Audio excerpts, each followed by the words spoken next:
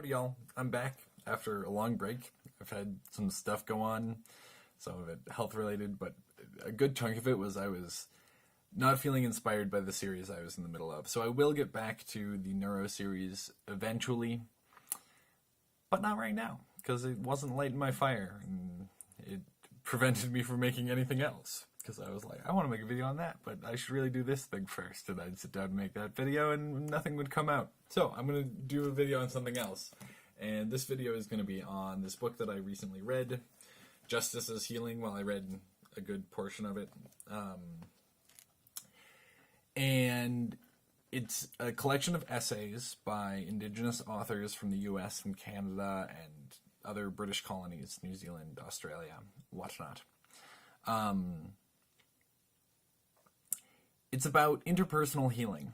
So the health of the community and the rituals and ceremonies and practices that help restore health to a community that one member has harmed another or wronged another or done something that doesn't contribute to the health of the community. So I'm just going to talk about kind of some intro, kind of foundational stuff, a comparison between the Western British, post-Catholic kind of justice system, because whether we know it or not, the American justice system and the Canadian justice system is based on the British justice system, which is based on the Catholic justice system, which is based on the Roman justice system with some Judeo-Christian kind of influence. But, so we've got this one lineage of justice, which is this idea that if you've harmed the community, you pay a price, right? And that price can be money, or it can be labor, or it can be imprisonment, or it can be some combination thereof. And some of that is pretty intuitively obvious, right? Pretty generally in human cultures, if you do something wrong, there's a cost associated that your community will charge you with. But in these systems, that cost is paid to the person you wronged, not to the society in general, which has at least is a step in the right direction to improving that relationship. The other major difference between the modern American, Canadian, European kind of justice system as opposed to the tribal justice system that we see in, North American and South American tribes, and to my knowledge, African tribes to a great extent. This other key difference is in the European system, there is an expert, an authority, there is a judge who hands down a decision. They hear both sides, they arrive at truth with a capital T, and there is a decision made based on truth. And whether you like it or not, no matter what side you're on, you get to deal with that. In these more tribal settings, you have elders, which are kind of the equivalent of experts that guide the two people or the two families that are in conflict to finding a resolution. And this usually involves some sort of cost. And this is usually able to be done. There are exceptions, of course, when someone is unwilling to come to the table or unwilling to say they did anything wrong, then you have another issue, and that, it seems, in these tribal situations usually results in exile of the person, because if they're unwilling to contribute to community health, they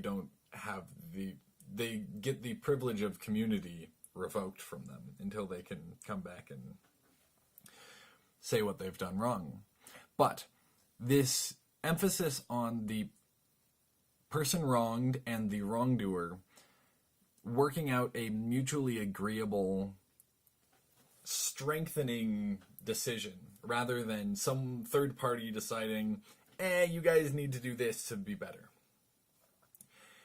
creates a place for these two people or two groups in conflict to start to rebuild a bridge that was damaged or destroyed by whatever wrong thing happened.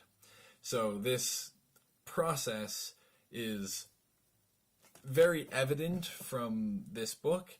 It's emotionally cathartic to both the victim and the perpetrator, or the victim and the victimizer. It allows them to process their emotions and actually talk about what happened. It helps the community see what happened and support both sides better, because as I see it, the person harming did that because of something happening earlier, right? Nobody steals if they're not lacking something.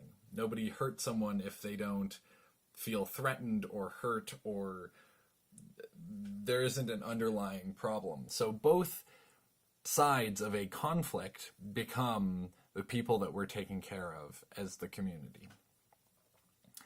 That's the really super intro short version. I definitely recommend Justice as Healing. There's other great books on more specific tribal systems. I've read a book on Navajo peacemaking, which was one of the earlier ones to get kind of codified and accepted by the US government as a adjunct to the Western justice system on Navajo tribal lands.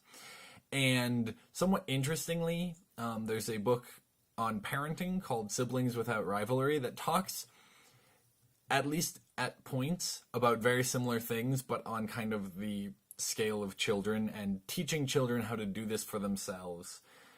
Because ultimately, good parenting and good leadership in a community I see as very similar. So I went a little over my shooting for 5 minutes. I've hit about 7. But I am back. I'll be making a video a week or thereabouts for the foreseeable future. And I hope you enjoy. Hope you learned something. And like and subscribe. Bye.